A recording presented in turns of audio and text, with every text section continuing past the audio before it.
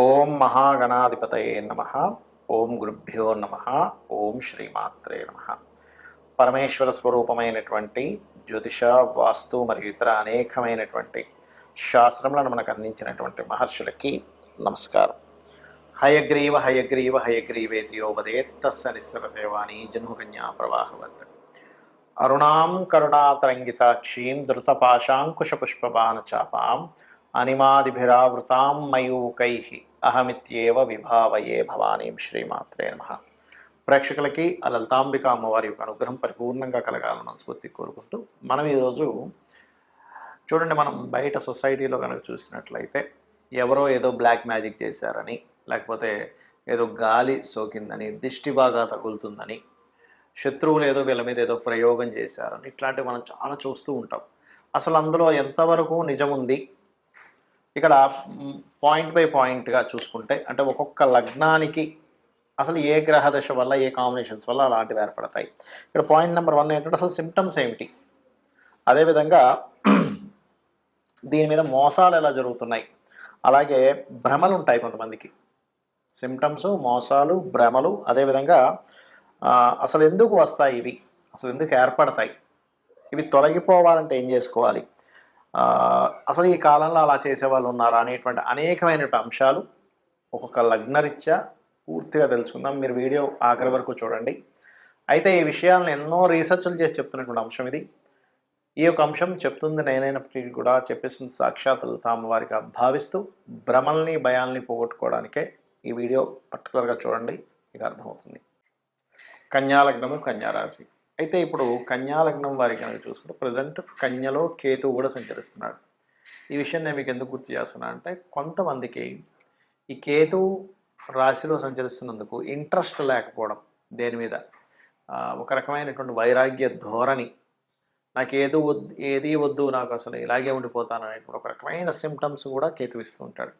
దాన్ని కొంతమంది ఏమనుకుంటారు, ఇది గాలితో కిందేమో, అంటే కొంతమంది ఇళ్లలో చిన్నపిల్లలు ఆందనపోయినా గాలి సోకింది అనుకుంటారు. చిన్నపిల్లలు కొంచెం బలహీనంగా కనిపిస్తున్నా గాలి సోకింది అనుకుంటారు. అలాగే కొన్నిసార్లు ఏమవుతుందంటే వాళ్ళలో విటమిన్స్ డెఫిషియన్సీ ఉంటుంది వాళ్ళకి, లేదా వాళ్ళకి ఫుడ్ తినేటువంటి కాంబినేషన్ 7th హౌస్ పాడైతే కూడా ఫుడ్ సరిగ్గా తినరు. ఇట్లాంటివి కొన్ని ఉంటుంటాయి. ఒక్కోసారి గోచారంలో ఉండే గ్రహాలు వచ్చినప్పుడు కూడా సిమ్టమ్స్ మారిపోతుంటాయి మనిషిలో. అంటే ఇప్పుడు ప్రజెంట్ చూడండి, కేతు ఉన్నాడు కన్యాలగ్నంలో. వీరికి కనుక చూసుకుంటే 1 సంవత్సరం 4 నెలల నుంచి ఏదో తెలియని ఒక విరక్తి, వైరాగ్య భావనలు వస్తుంటాయి. అదే మీకు జూన్ తర్వాత ఎప్పుడైతే కేతు మారిపోతాడో ఆటోమేటిక్గా అంత బాగుంటుంది మళ్ళీ. అయితే ఈ కేతువు రావడం వల్ల వైరాగ్య ధోరణి వస్తుందా, నిజంగానే ఏమైనా ఉన్నాయా అనేటువంటిది ఎప్పుడైనా ఎవ్వరు ఏ లగ్నం వాళ్ళైనా ఫస్ట్ పరిశీలన చేసుకోవాలి. ఒకటి. ఇక రెండవ విషయం ఏంటంటే, మీకు కుజుడు కనుక పాడయ్యాడు మీ జన్మజాతకంలో, లగ్నాధిపతి పాడైతేనేమో ఏ పని చేయకుండా, అంటే బుధుడు కనుక పాపగ్రహ సంబంధాల్లో వచ్చినప్పుడు మనం కొంతమంది వింటూ ఉంటాం, ఏదో మందు పెట్టారు అని, అంటే అందుకే ఇలా అయిపోయాడు అబ్బాయి అంటూ ఉంటాం. అదేంటంటే దాని అర్థం లగ్నాధిపతి పాడైపోతాడు. లగ్నాధిపతి పాడైతే లగ్న దశమాధిపతి బుధుడు కదా, అందుకని అలా అవుతుంది. అలాంటప్పుడు బుధగ్రహం యొక్క స్ట్రెంత్ పెంచుకోవాలి. చాలామంది తెలియక ఏం చేస్తారు, బుధగ్రహం స్ట్రెంత్ పెంచుకోవాలంటే నేను పచ్చరత్నం పెట్టుకుంటానండి అంటారు. అలా పెట్టుకోకూడదు. గోవులకి గోంగూర తినిపించడము, లేదా విష్ణు సహస్రనామాలు రెగ్యులర్గా వింటూ ఉండడము. అండ్ అంటే ఎక్కడికి కదలబుద్ధి కాదు వాళ్ళకి, ఏదో తెలియకుండా ఇంట్లోనే ఉండిపోతుంటారు, ఏదో ఫోన్ చూసుకుంటూ ఉండిపోతుంటారు, లేకపోతే స్నానం చేయకుండా ఉండిపోతుంటారు. ఇట్లాంటివన్నీ జరుగుతూ ఉంటాయి. ఈ సిమ్టమ్స్ ఇట్లాంటివి ఏమైనా కనెక్ట్ అయినప్పుడు, అలాంటప్పుడు ఇంట్లో విష్ణు సహస్రనామాలు కనుక ప్లే చేస్తుంటే ఖచ్చితంగా క్లియర్ అవుతుంది. అలాగే కుజుడు కనుక పాడైతే ఇది ఏ రూపంలో వస్తుందంటే యాక్సిడెంట్స్ రూపంలో వస్తుందండి. నిజం చెప్తున్నా. ఎందుకంటే వెళ్తూ ఉంటారు, ఏదో పొగలాగి ఇలా కమ్మినట్టు అనిపిస్తుంటుంది, ఏదో నిద్రలాగా వస్తూ ఉంటుంది, ధర్మం అనేది యాక్సిడెంట్ అవుతుంది. ఎప్పుడైనా సరే లైఫ్లో ఒక టర్నింగ్ పాయింట్, ఒక యాక్సిడెంట్ డిసైడ్ చేస్తుంది, గుర్తుపెట్టుకోండి. సడన్గా ఆ రోజు అనుకోకుండా యాక్సిడెంట్ అయిందండి అంటే, ఇది యాక్సిడెంట్ మిస్ అయిందంటేనేమో మీకు ప్రమాదం రావాల్సింది పోయిందని అర్థం. కానీ యాక్సిడెంట్ అయిందంటే సంథింగ్ మనకి ప్రకృతి ఏదో ఒక హెచ్చరిక ఇస్తుంది. వెంటనే అలాంటప్పుడు ఏం చేయాలంటే, ఇంట్లో ఒక మంచి పూజ ఏదైనా చేసేసుకోండి. ఇంట్లో మీకు మీరుగా జపం చేసుకోండి, తప్పులేదు. ఆంజనేయ స్వామిది మాకు అంత డబ్బులు లేవండి, ఇప్పుడు పురోహితుడిని పిలిపించి నేను ఇప్పుడు ఏమి చేయలేను అనుకునే వాళ్ళు సింపుల్ టెక్నిక్ ఒకటి చెప్తా. రామభజన చేసుకోండి, సరిపోతుంది. దానికి ఏం ఖర్చు అవ్వదుగా. ఇంట్లో ఉండేటువంటి 4 10 మంది ఎంతమంది ఉంటారు, వాళ్ళందరూ చక్కగా శ్రీరామనామ రామేతి రమే రామే మనోరమే అనుకోవచ్చు, లేదా జయ జయ రామ్, జయ జయ రామ్, జయ జయ రామ్ అనుకుని కూడా చేసుకోవచ్చు మనం. అలా చేసినా సరే మీకు ఈ సిమ్టమ్స్ తగ్గుతాయి. అలాగే ఒక్కొక్కసారి ఏమవుతుందంటే మనము కొన్నిసార్లు ఈ ఎక్కడో ఏవో పడేసినవి ఉంటుంటాయి, కొన్ని దిష్టి తీసి పడేసినవి ఉంటుంటాయి. అటువంటి వాటి వల్ల కూడా కనెక్ట్ అవుతూ ఉంటుంది ఈ కుజుడు పాడైనప్పుడు. అలాగే శని గనక పాడైతే ఈ కన్యాలగ్నం వారికి ఇది వీళ్ళ కంటే కూడా వీళ్ళు తీసుకునే నిర్ణయాలు అండ్ సంతానం మీద ఎక్కువ ఎఫెక్ట్ పడుతూ ఉంటుంది. అంటే ఒక్కొక్కసారి మేనమామ మీద కూడా పడుతూ ఉంటుంది అనుకోండి ఎఫెక్ట్ అది. అయితే ఇక్కడ ఒకటి గుర్తుపెట్టుకోండి, ఏ గ్రహం స్పాయిల్ అయ్యి ఆ దశలు నడుస్తున్నాయి ఆ గ్రహానికి సంబంధించిన దానం ఇవ్వడం చేస్తూ ఉండండి. అదేవిధంగా మీరు ఎక్కువగా కూడా వెంకటేశ్వర స్వామి ఆలయాలకు వెళ్ళొస్తూ ఉంటే ఎక్కువ మీకు దీని మీద ఎఫెక్ట్ అనేటువంటిది పడదు.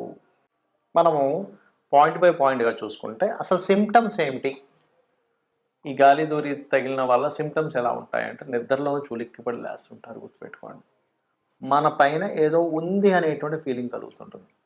అది సమ్ టైమ్స్ నేను ఇందాక చెప్పినటువంటివి ఏవైతే ఇప్పుడు శని కానీ కేతువు కానీ పాడైన బుధుడు కానీ పాడైనటువంటి రవి కానీ రాహు కానీ ఇట్లా ఈ కుజుడు నీచంలో ఉన్న కుజుడు కానీ ఈ దశలు వచ్చినప్పుడు సహజంగా ఏమవుతుంటుందంటే విశ్వంలో భగవంతుడు క్రియేట్ చేసిన సృష్టిలో పాపగ్రహ సంబంధాలు పాడై మహాదశలు అంతర్దశలు ప్రత్యంతర్దశలు నడిచినప్పుడు ఇక్కడ ఉన్నటువంటి కొన్ని పిశాచాల బాధలు పడుతూ ఉంటాడు మనిషి. శుభగ్రహ సంబంధాలు వచ్చినప్పుడు కొన్ని దేవతా గణాల యొక్క మంచి ఫలితాలు పొందుతుంటాడు. ఇది మెయిన్ కారణం అక్కడ ఎందుకు అలా అవుతుంది అంటే. రైట్. అయితే సిమ్టమ్స్ మాత్రం చెడు కళలు రావడం, చెడు కళలకి గజేంద్ర మోక్షం చదువుకుంటే క్లియర్ అయిపోతుంది. కాకపోతే ఉలిక్కి పడ్డం, వెనక నుంచి ఎవరో ఇలా వెళ్ళిపోయినట్టు అనిపించడం, ఏదో పని చేసుకుంటే వెనక నుంచి ఏదో ఒక నల్లటి ఆకారం వెళ్ళిపోయిందండి అంటూ ఉంటారు. ఇవి కొంతమందికి భ్రమలు కూడా ఉంటాయి. అంటే ఏమిటి, ఏమీ లేకపోయినా భ్రమ పడుతుంటారు. భ్రమ ఎవరు పడతారు, ఎందుకంటే మనం ఒక క్లారిటీకి రావాలి, నేను నిజంగా భ్రమ పడుతున్నానా అవుతుందా ఇది తెలుసుకోవాలి ముఖ్యంగా. ఎందుకంటే ఈ మీరు భ్రమపడుతున్న దాన్ని కొంతమంది సొసైటీలో మోసం చేస్తుంటారు కూడా. మీకు ఏదో వచ్చేసిందండి, మీరు ఇన్ని లక్షలు తీసుకురండి, ఇన్ని వేలు తీసుకురండి, ఫస్ట్ అక్కడ డబ్బులు పెట్టండి అని మిమ్మల్ని ఇబ్బంది పెట్టే వాళ్ళు ఉంటారు సొసైటీలో. ఇది బాగా గుర్తుపెట్టుకోండి. మరి ఏమండి నాకు భ్రమ అవ్వచ్చు లేదా నిజంగా అవ్వచ్చు, ఏమిటి దీనికి పరిహారము అంటే కూడా చెప్తాను నేను మీకు. అలాగే మరొకటి ఏంటంటే ఇక్కడ భ్రమకి నిజంగా జరుగుతుందా అనడానికి ఏమిటి తేడా అంటే చెప్తాను చూడండి. మీది భ్రమ అనుకోండి, ఎక్కడో పంచమాధిపతి మహాదశలు నడుస్తుంటాయి, మీ లగ్నం నుంచి 5వ అధిపతి మహాదశల్లో ఇది కనెక్ట్ అవుతూ ఉంటుంది, లేదా చంద్రుడి ద్వారా కనెక్ట్ అయిందంటే అది భ్రమే, ఇంకా అందులో డౌట్ లేదు. నిజంగా జరుగుతుందంటే అప్పుడు ఏంటంటే మీరు సంబంధం లేకుండా ఉలిక్కి పడుతూ ఉంటారు, అది నిజమైందనమాట. అయితే అందులో ఇక్కడ మరి ఈ రోజుల్లో నిజంగా ఇలాంటివి ఏమైనా ఇప్పుడు మనం వింటూ ఉంటాం, పాతకాలంలో వినేవాళ్ళం, బాణామతి, చిల్లంగి, లేకపోతే రకరకాలు ఉంటాయి, రకరకాల చెడుపులు చేసేవాళ్ళు ఉంటారు. మరి ఈ కాలంలో ఉన్నారంటే చాలా తక్కువ అలాంటివి చేసేవాళ్ళు ఇప్పుడు. ఎందుకంటే ఇప్పుడు అంత ఓపిక కానీ అంత నిష్టగా ఉండేవాళ్ళు కానీ లేరు. ఎక్కడో ఓ లక్షలో కోట్లో ఒక వ్యక్తి దొరుకుతారు జెన్యూన్గా ఉండేవాళ్ళు. మిగతా అంతా కూడా మార్కెట్లో ఉన్నదంతా కూడా ఫేక్ పీపుల్ ఎక్కువగా ఉన్నారు, ఇది మీరు గుర్తుపెట్టుకోండి. ఇది చాలామంది నాకు శత్రువు ఉన్నాడు, వాడి మీద ఏదో ప్రయోగం చేయడానికి ఎవరినో కలిశాను, ఇన్ని లక్షలు తీసుకున్నారు, ఏదో చేసేసాను అన్నాడు, ఇంకేవో చెప్తూ ఉంటారు. అది మీరు నమ్మకండి దయచేసి. జెన్యూన్ పీపుల్ చాలా తక్కువ. నేను ఇలాంటివి లేవనట్లేదు, ఉన్నాయి, కానీ ఇలా చేసే వాళ్ళ జెన్యూన్గా ఉండే వాళ్ళ పీపుల్ చాలా అంటే చాలా తక్కువ, చాలా ఎక్కడో కానీ ఉండరు. వాళ్ళు దానికి ఎన్నో నియమనిష్టలు పాటించాలి, లేకపోతే వాళ్ళకి ప్రమాదం అనమాట అది. రైట్. అలాగే ఇక్కడ ఇంకొక విషయం ఏంటంటే అసలు వీటి నుంచి మీరు తప్పించుకోవాలి, వీటి నుంచి అసలు బయటపడాలి అంటే ఏం చేయాలి? శాస్త్రాల్లో చాలా ఉన్నాయండి పద్ధతులు.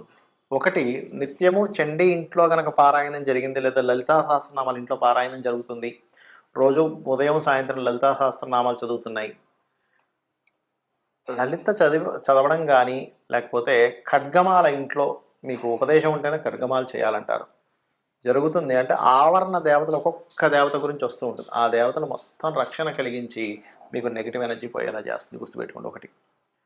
రెండవది, హనుమాన్ చాలీసా వచ్చండి నాకు, పొద్దున్న సాయంత్రం ఇంట్లో చేసుకుంటాను, లేదా రామ భజన ఏదైనా చేస్తాను ఇంట్లో, ఖచ్చితంగా అటువంటి నెగిటివ్ ఎనర్జీస్ తరిమి కొడతాడు ఆంజనేయ స్వామి. రెండవది.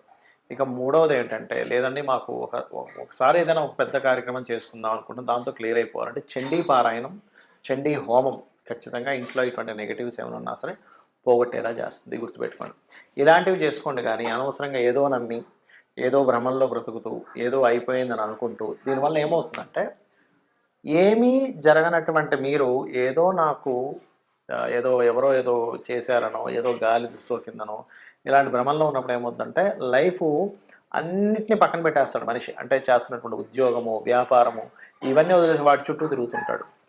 కాబట్టి దయచేసి ఇటువంటి వాటికి మీరు ఈ రకంగా మీరు బయటపడవచ్చు. శుభ్రంగా ప్రతి క్షణము ఇవన్నీ చేయలేనండి, ఆంజనేయ స్వామిని తలుచుకుంటా సరిపోతుంది, లేదు శ్రీమాత్రే నమః అనుకున్నా కూడా సరిపోతుంది. అయితే ఇక్కడ ఎప్పుడూ కూడా ఇంట్లో కనుక మీకు కొంతమందికి ఏంటంటే మనుషులకు ఉండదు కానీ ఇంట్లో నెగిటివ్ ఎనర్జీ వస్తూ ఉంటుంది. ఎలాంటి ఇల్లు ఒక్కోసారి మనం కొన్ని రోజుల పాటు ఎవ్వరూ ఉండకుండా ఇంట్లోకి ఏ ఊరు వెళ్ళిపోవడమో లేకపోతే ఇల్లు ఖాళీ చేసి వెళ్ళిపోయి మళ్ళీ ఎప్పుడో 2-3 నెలల తర్వాత మళ్ళీ ఇంటికి వచ్చినప్పుడు ఏమవుతుందంటే నెగిటివ్ ఎనర్జీ ఫామ్ అవుతుంది. అలాంటప్పుడు ఖచ్చితంగా ఇంట్లో ఏ హోమమో సత్యనారాయణ సంవ్రతమో ఒక 11 రోజుల పాటు గోమూత్రాన్ని చల్లి నీట్గా తుడవడం చేయాలి. అలా చేస్తే ఏమవుతుందంటే కల్లుప్పుతోని కడిగడం చేస్తే అప్పుడు నెగిటివ్ ఎనర్జీ పోతుందండి. లేకపోతే ఏమవుతుందంటే అవి ఎవ్వరూ తిరగనటువంటి ప్రదేశము. ఎందుకంటే లోకంలో నెగిటివ్ ఎనర్జీ, పాజిటివ్ ఎనర్జీ రెండూ ఉన్నాయి, గుర్తుపెట్టుకోండి. దేవతా ఎనర్జీ ఎంత స్పష్టంగా ఉందో పిశాచాలు, ఆత్మలు ఈ ఆత్మలే రకరకాలుగా మారుతూ ఉంటాయి. మనిషి యొక్క ఆత్మే ఆ రకంగా మారుతూ ఉంటుంది. అవి కూడా ఉన్నాయి. కాకపోతే ఇక్కడ దేవతని కనుక మీరు పట్టుకోగలిగితే 100% ఎటువంటి ఇబ్బంది ఉండదు. కాకపోతే నిష్టగా రెగ్యులర్గా చేస్తున్నారు. మరి కొంతమందికి ఈ పాపగ్రహ సంబంధాలు ఎక్కువగా ఉన్నప్పుడు అది ఒక్కోసారి రోగం మీద, ఒక్కొక్కసారి ఇట్లాంటి వాటి మీద ప్రభావం చూపిస్తుంటుంది. ఆ సమయంలో అమ్మవారిని బలంగా మీరు నిత్యము చేయండి, అన్ని విధాలు మీకు బాగుంటుంది. శ్రీమాత్రే నమః.